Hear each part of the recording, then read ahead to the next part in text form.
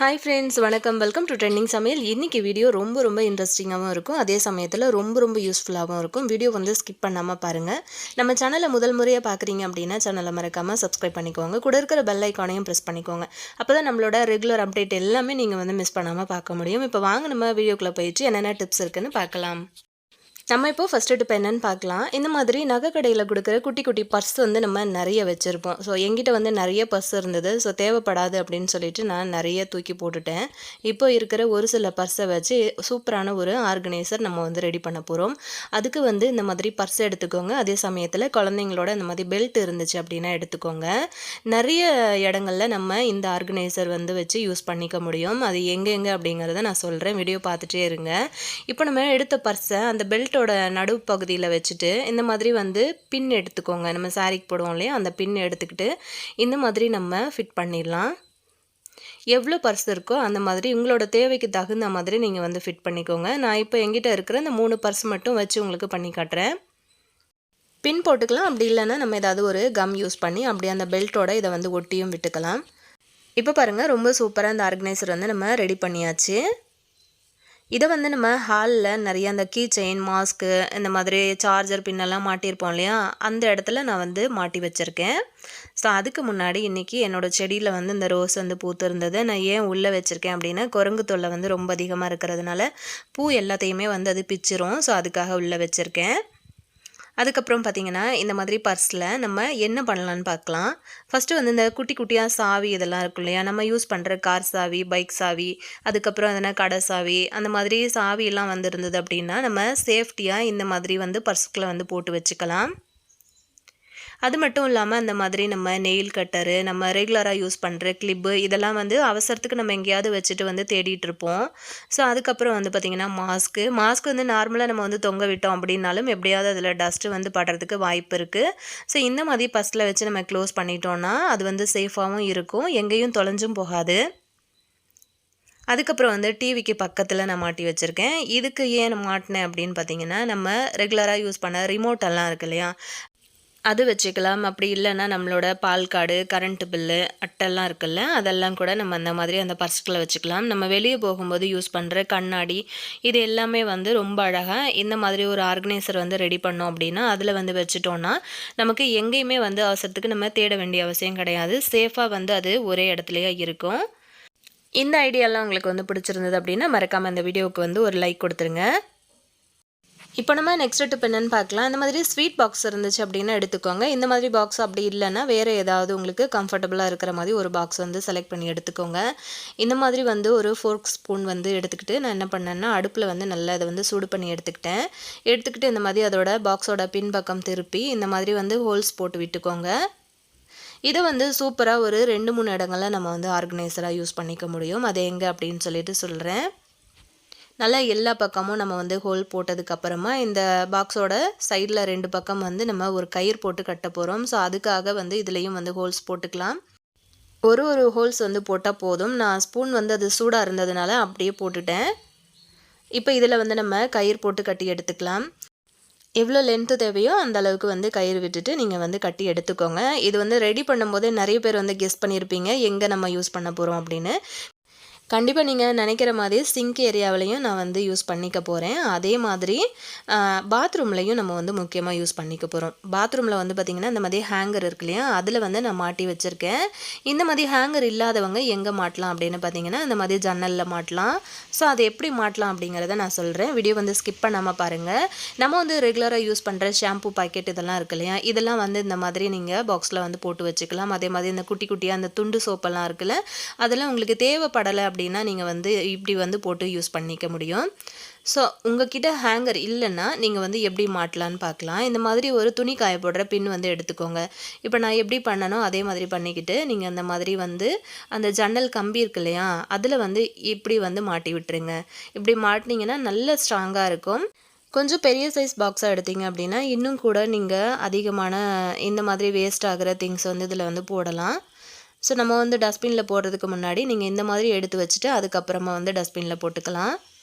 So பார்த்தீங்கன்னா சிங்க்கில் வந்து நம்ம இப்படி தான் யூஸ் பண்ணிக்க போகிறோம். அதாவது நம்ம சாப்பிட்டு முடிச்சதுக்கப்புறம் அந்த பிளேட்டெல்லாம் கழுவுவோம். டீ தூள் அதாவது டீலாம் போட்டதுக்கப்புறம் அந்த டீ பாத்திரம்லாம் நம்ம வந்து வாஷ் பண்ணுவோம் இல்லையா? அந்த டைமில் நம்ம வந்து இந்த மீதி ஆகிற டஸ்ட் எல்லாத்தையுமே நம்ம வந்து இப்படி போட்டு வச்சுக்கலாம். அதாவது இதுக்குள்ளே வந்து போட்டுட்டிங்க அப்படின்னா உங்களுக்கு வந்து ஃபுல்லாகவே தண்ணி மட்டும் கீழே ட்ரை ஆயிரும். அதுக்குள்ளே வர்ற அந்த வேஸ்டேஜ் எல்லாமே வந்து இதுக்குள்ளே கலெக்ட் ஆகிடும். அதுக்கப்புறம் நம்ம இதை வந்து எடுத்து டஸ்ட்பினில் போட்டுட்டு திரும்ப நம்ம வந்து வாஷ் பண்ணிவிட்டு யூஸ் பண்ணிக்க முடியும். கண்டிப்பாக யூஸ்ஃபுல்லாக இருக்கும்னு நினைக்கிறேன். ட்ரை பண்ணி பாருங்கள். இப்போ நம்ம அடுத்த டிப் என்னன்னு பார்க்கலாம். என்னோடய கிச்சனில் வந்து பார்த்திங்கன்னா இந்த மாதிரி இந்த போர்டு வந்து ரொம்ப ரொம்ப அழுக்காக இருக்குது. உங்களுக்கு பார்க்கும்போதே தெரியும். இது வந்து நான் ஒரு தடவை கூட க்ளீன் பண்ணவே இல்லை. ஸோ நான் வந்து இந்த வீட்டுக்கு வரும்போதே அது வந்து அப்படி தான் இருந்தது. ஸோ கரெக்டாக அடுப்பு வைக்கிற இடத்துக்கு மேலே வந்து இருக்கிறதுனால சீக்கிரமாக வந்து எண்ணெய் பிசுக்கு கரை வந்து பிடிச்சிட்ருக்கு. அதை வந்து க்ளீன் பண்ணுறதுக்கு நான் என்ன எடுத்திருக்கேன் அப்படின்னு பார்த்தீங்கன்னா, இந்த மாதிரி நெயில் பாலிஷ் ரிமூவர் இருக்கு இல்லையா, அது வந்து எடுத்துக்கோங்க. அது கூடவே வந்து பட்ஸ் எடுத்திருக்கேன். அந்த பட்ஸை வந்து லைட்டாக அந்த நெயில் பாலிஷ் ரிமூவரில் வந்து டிப் பண்ணிவிட்டு இந்த மாதிரி நம்ம தேய்ச்சி கொடுத்தோம் அப்படின்னா ரொம்ப குயிக்காக வந்து அந்த அழுக்கெல்லாம் விட்டு வந்துடும். அது மட்டும் இல்லாமல் நீங்கள் அந்த மாதிரி ஸ்விட்ச் போர்டு வந்து க்ளீன் பண்ணுறீங்க அப்படின்னா கண்டிப்பாக மெயின் வந்து ஆஃப் பண்ணிவிட்டு காலில் வந்து செருப்பு போட்டுக்கோங்க. மெயின் வந்து ஆஃபில் இருந்தாலும் பரவாயில்ல, எப்போவுமே காலில் வந்து செருப்பு போட்டுக்கிட்டு அதுக்கப்புறம் இந்த மாதிரி வந்து பண்ணுங்கள். டைரெக்டாக வந்து கை யூஸ் பண்ணாதீங்க. முடிஞ்ச வரைக்குமே வந்து வேறு ஏதாவது ஒரு குச்சியில் அந்த மாதிரி துணி வந்து சுற்றிக்கிட்டு அதுக்கப்புறம் யூஸ் பண்ணிக்கோங்க. எவ்வளோ அழுக்கு கரை இருந்தாலுமே இந்த மாதிரி நீங்கள் நெயில் பாலிஷ் ரிமூவர் வந்து யூஸ் பண்ணும்போதே உங்களுக்கு வந்து ரொம்ப ஈஸியாக இது எல்லாமே வந்து அழகாக க்ளீன் ஆகி வந்துடும். ஸோ எப்போவுமே கண்டிப்பாக வந்து மெயின் ஆஃப் பண்ணிவிட்டு நீங்கள் அப்புறமா பண்ணுங்கள்.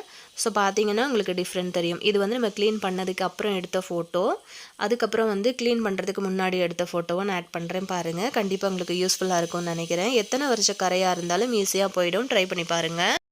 நம்ம வந்து கிச்சனில் யூஸ் பண்ணுற இடிகள் வந்து பார்த்திங்கன்னா, நம்ம மசாலாலாம் இடித்ததுக்கப்புறம் இதை வாஷ் பண்ணி நம்ம நல்லா தொடச்சி க்ளீனாக எடுத்து வச்சோம் அப்படின்னா கூட ராத்திரி நேரங்களில் வந்து பார்த்திங்கன்னா பல்லி, பூச்சி, கரப்பாம்பூச்சி இந்த மாதிரியான பூச்சிகள் வந்து இதில் ஏறுறதுக்கு வாய்ப்பு இருக்குது. ஏன்னா அந்த மசாலா வாசம் வந்து அப்படியே இருக்கும் இல்லையா? ஸோ அதுக்காக நம்ம என்ன பண்ணலான்னா, இந்த மாதிரி வந்து ஒரு பாட்டில் வந்து எடுத்துக்கோங்க. பாட்டிலை வந்து கட் பண்ணினதுக்கப்புறமா அதோட பின்பகுதியை வந்து யூஸ் பண்ணி இப்படி இதை வந்து க்ளோஸ் பண்ணிக்கோங்க. இப்படி க்ளோஸ் பண்ணி வச்சிங்க அப்படின்னா அதில் வந்து எந்த ஒரு பூச்சியும் வந்து ஏறாது. ரொம்ப சேஃபாக இருக்கும் உங்களுக்கு. ஸோ கண்டிப்பாக இந்த டிப்பும் வந்து ரொம்பவே சிம்பிளான அதே சமயத்தில் யூஸ்ஃபுல்லான டிப்பாக இருக்கும்னு நினைக்கிறேன். இப்போ நம்ம அடுத்த டிப் என்னென்னு பார்க்கலாம். இந்த மாதிரி தக்காளியெலாம் நம்ம வந்து கிலோ கணக்கில் வாங்கிட்டு வந்துட்டோம் அப்படின்னா அந்த தக்காளியை வந்து நம்ம ஸ்டோர் பண்ணி வைக்கணும் அப்படிங்கிறதுக்காகவே அதுக்குன்னு தனியாக ஒரு இடம் வந்து நம்ம ஒதுக்க வேண்டியதாக இருக்கும். ஒரு ட்ரேயில் போட்டு வச்சோம் அப்படின்னா கூட அதை செல்ஃபில் வச்சாலும் சரி, இல்லை காய்கறி ஸ்டாண்டில் வச்சாலும் சரி, அதுக்குன்னு தனியாக நமக்கு வந்து இடம் அடைச்சிக்கிட்டு இருக்கோம் இல்லையா? அதுக்காக நம்ம என்ன பண்ணலான்னு பார்க்கலாம். இந்த மாதிரி ஒரு பிளாஸ்டிக் பாட்டில் வந்து எடுத்து கட் பண்ணி எடுத்திருக்கேன். ஸோ என்கிட்ட வந்து கொஞ்சமான அளவில் தக்காளி இருக்கிறதுனால சின்ன பாட்டில் வந்து நான் எடுத்திருக்கேன். கொஞ்சம் பெரிய சைஸ் பாட்டிலாக இருந்தால் நீங்கள் வந்து நிறைய தக்காளி வந்து ஸ்டோர் பண்ணிக்கலாம். இந்த மாதிரி கட் பண்ணிவிட்டு அதுக்குள்ளே வந்து சேர்த்துக்கிட்டு நீங்கள் இப்படி வந்து க்ளோஸ் பண்ணிக்கோங்க. இந்த மூடியில் வந்து சின்னதாக ஒரு ஹோல்ஸ் போட்டு வச்சுருக்கேன் இல்லையா, அது வந்து அந்த காற்று போய் வர்றதுக்கு ரொம்பவே ஈஸியாக இருக்கும். இந்த மாதிரி ஃப்ரிட்ஜில் சைட் டோரில் வச்சுட்டிங்கன்னா இடத்த வந்து அடைக்காமல் இடம் வந்து ரொம்பவே சேவ் பண்ண முடியும். இப்போ நம்ம அடுத்த டிப் என்ன அப்படின்னு பார்க்கலாம். இந்த மாதிரி ரோஜா பூ வந்து நம்ம எப்படி ரொம்ப நாளுக்கு கெட்டு போகாமல் ஸ்டோர் பண்ணலான்னு பார்க்கலாம். இந்த ரோஸ் வந்து பார்த்திங்கன்னா அந்த தனியாக நான் எடுத்து வைக்கிறேன் இல்லையா, பன்னீர் ரோஸ். ஸோ அது வந்து நான் கடையில் வாங்கினது. இந்த ரெட் கலரில் இருக்கிற சின்ன சின்ன ரோசஸ் எல்லாம் வந்து பார்த்திங்கன்னா என்னோடய ஃப்ரெண்டு ஒருத்தங்க அவங்களோட தோட்டத்தில் வந்து பூத்தது அப்படின்னு சொல்லிட்டு எனக்கு கொடுத்தாங்க. ஸோ நிறைய பூ இருந்தது, நான் நிறைய வந்து யூஸ் பண்ணிட்டேன். ஸோ இந்த மாதிரி பூக்களை வந்து நம்ம எப்படி ரொம்ப நாளுக்கு வந்து அது சீக்கிரமாக அழுகி போகாமல் நம்ம வந்து ஸ்டோர் பண்ணலான்னு பார்க்கலாம். இந்த மாதிரி நீங்கள் எதில் வந்து ஸ்டோர் பண்ண போகிறீங்களோ அந்த பாக்ஸில் வந்து சேர்த்துக்கோங்க. இதுக்கு மேலே வந்து பார்த்திங்கன்னா நான் கொஞ்சமாக வந்து அரிசி சேர்த்துக்க போகிறேன். இப்போ அரிசி வந்து சேர்த்து நம்ம ஸ்டோர் பண்ணி வந்து வைக்கும்போது சீக்கிரத்தில் உங்களுக்கு வந்து கெட்டு போகாது. அதே சமயத்தில் அதில் இருக்கிற ஈரத்தன்மை எல்லாமே வந்து அந்த அரிசி அப்சர்வ் பண்ணிக்கும். நான் இந்த மாதிரி மேலே போட்டு விடுறேன். உங்களுக்கு வந்து மேலே போட விருப்பம் இல்லை அப்படின்னா நீங்கள் வந்து ஸ்டோர் பண்ணுறதுக்கு முன்னாடியே அந்த பாக்ஸோட அடிப்பகுதியில் வந்து கொஞ்சமாக அரிசியை வந்து தூவி விட்டுருங்க. ஸோ அரிசி வந்து பூக்களில் ஒட்டாமல் இருக்கணும் அப்படின்னு நினச்சிங்கன்னா அரிசியை வந்து கீழே போட்டுட்டு அதுக்கு மேலே ஒரு டிஷ்யூ பேப்பர் வந்து யூஸ் பண்ணிக்கோங்க. யூஸ் பண்ணிவிட்டு பூ அதுக்கு மேலே வச்சுட்டு நீங்கள் வந்து ஃப்ரிட்ஜில் வச்சுருங்க. ரொம்ப நாளுக்கு கெட்டு போகாமல் இருக்கும். எப்போவுமே நம்ம வீடியோவில் வந்து பார்த்திங்கன்னா ஒரு ஸ்நாக் ரெசிபி நம்ம போடுறோம் அப்படின்ட்டு நிறைய பேர் வந்து ரெகுலராகவே வந்து ஒரு ஸ்நாக் ரெசிபி கண்டிப்பாக சேர்த்துக்கோங்க அப்படின்னு சொல்லிட்டு கேட்டுகிட்டே இருக்கீங்க. ஸோ அந்த வகையில் இன்றைக்கி நம்ம என்ன ஸ்நாக் ரெசிபி பார்க்க போகிறோம் அப்படின்னா, நம்ம ரோட்டு கடைகளில் கிடைக்கிற மாதிரி சூப்பரான ஒரு பட்டாணி சுண்டல் மசாலா எப்படி வீட்டில் பண்ணுறதுன்னு பார்க்கலாம். ஒரு 6 மணி நேரம் இந்த மாதிரி பட்டாணி வந்து நான் ஊற வச்சு எடுத்திருக்கேன். அதை வந்து இந்த மாதிரி குக்கரில் வந்து சேர்த்துக்கிட்டு கொஞ்சமாக உப்பு மஞ்சத்தூள் சேர்த்து நம்ம ஒரு 6லேருந்து 7 விசில் வரைக்கும் விட்டு எடுத்துக்கலாம். இது வந்து வேகிற கேப்பில் நான் வந்து இன்றைக்கி 2 பேருக்கான அளவில் நான் இது பண்ணுறேன். ஸோ அதுக்காக ஒரு பெரிய வெங்காயம், ஒரு தக்காளி எடுத்திருக்கேன், ஒரு 2, 3 சின்ன துண்டு அளவுக்கு இஞ்சி, அதுக்கப்புறம் ஒரு 2, 3 பல் பூண்டு வந்து எடுத்திருக்கேன். இப்போ இந்த 4 பொருட்களையும் ஒரு மிக்ஸி ஜாரில் சேர்த்து நல்லா நைஸான பேஸ்ட்டாக அரைச்சி எடுத்துகிட்டு வந்துடலாம். தக்காளி வந்து ரொம்ப பெரிய தக்காளியாக சேர்த்துறாதீங்க, கொஞ்சம் சின்ன சைஸில் சேர்த்துக்கோங்க, ஏன்னா புளிப்பு வந்து அதிகமாகிடும். ஸோ நம்மளாம் அரைச்சி எடுத்ததுக்கப்புறம் ஒரு கடாயில் வந்து எண்ணெய் சூடு பண்ணினதுக்கப்புறமா இந்த மாதிரி வந்து சேர்த்துக்கலாம். அந்த எண்ணெயில் சேர்த்து அந்த மசாலாவோட பச்சை ஸ்மெல் போகிற வரைக்கும் நல்லா அந்த மாதிரி வதக்கி விட்டுருங்க. கொஞ்ச நேரத்தில் வந்து பார்த்திங்கன்னா நல்லா அதோட ஸ்மெல் எல்லாம் போயிட்டு நல்ல வாசம் வந்து வர ஆரம்பிக்கும். இந்த டைமில் இதுக்கு தேவையான மசாலா நம்ம வந்து சேர்த்துக்கலாம். கொஞ்சமாக உப்பு, மஞ்சத்தூள், அதுக்கப்புறம் தனி மிளகாத்தூள், அதுக்கப்புறம் கரம் மசாலா, இந்த 4 பொருள் தான் நான் சேர்த்துருக்கேன். சேர்த்துட்டு நல்லா அந்த மாதிரி கலந்து கொடுத்துருங்க. எண்ணெய் பிரிஞ்சு நல்லா வரட்டும். பட்டாணி வந்து வேக வைக்கும்போது ரொம்ப குலைவாக வந்து வேக வச்சிடாதீங்க. நம்ம இந்த மாதிரி முழுசாக இருக்கிற மாதிரி பார்த்துக்கோங்க. கை வச்சு நம்ம அமுக்கி பார்த்தோம் அப்படின்னா நல்லா அது வந்து பிரிஞ்சு, அதாவது உடஞ்சி போகிற மாதிரி ஒரு பதத்தில் இருக்கணும். எல்லாத்தையும் ஊற்றி நல்லா அந்த மாதிரி கலந்து கொடுத்து க்ளோஸ் பண்ணிவிட்டு ஒரு 5 நிமிஷம் மூடி போட்டு மூடி வச்சிட்டிங்க அப்படின்னா ரொம்ப கமன்னு சூப்பரான நம்மளோட ரோட்டு கடை ஸ்டைலில் கிடைக்கிற பட்டாணி சுண்டல் மசாலா நம்ம ஈஸியாக வீட்லேயே வந்து ப்ரிப்பேர் பண்ணிக்கலாம். இதுக்கு அப்படின்னு சொல்லிட்டு காசு கொடுத்து நம்ம கடைகளில் வாங்க தேவையில்லை. கொஞ்சமாக வந்து நான் வெங்காயம் சாப்பரில் போட்டு எடுத்து வச்சுருக்கேன் பொடி பொடியாக நறுக்கின கொத்தமல்லி, அதுக்கப்புறம் சின்ன சின்னதாக கட் பண்ண கேரட் வந்து எடுத்திருக்கேன். சாயங்கால வேளையில் ஸ்கூல் விட்டு வர்ற குழந்தைங்களுக்கு சுட சுட நல்ல டேஸ்டியாக இந்த மாதிரி ஒரு பட்டாணி மசாலா செஞ்சு கொடுங்க. உடம்புக்கு ரொம்ப ஹெல்த்தியாகவும் இருக்கும். ரோட்டோரங்களில் விற்கிற பானிபூரி இந்த மாதிரி மசாலா பொருட்கள்லாம் குழந்தைங்க வந்து வாங்கி சாப்பிடாம வீட்டில் வந்து செஞ்சு கொடுத்தோம் அப்படின்னா ரொம்பவே ஹெல்த்தியாகவும் இருக்கும். கொஞ்சமாக வந்து கொத்தமல்லி இலை, கொஞ்சம் வெங்காயம், கொஞ்சம் கேரட்டு, அவ்வளோதான். ரொம்ப ரொம்ப டேஸ்டியான ஒரு பட்டாணி மசாலா சூப்பராக ரெடி ஆகிடுச்சு. உங்களுக்கு இந்த வீடியோ பிடிச்சிருந்ததுன்னா உங்கள் ஃப்ரெண்ட்ஸ் அண்ட் ஃபேமிலி மெம்பர்ஸோடையும் ஷேர் பண்ணிக்கோங்க. நெக்ஸ்ட் இதே மாதிரி ஒரு நல்ல பதிவில் உங்களை மீட் பண்ணுறேன் ஃப்ரெண்ட்ஸ். தேங்க்யூ.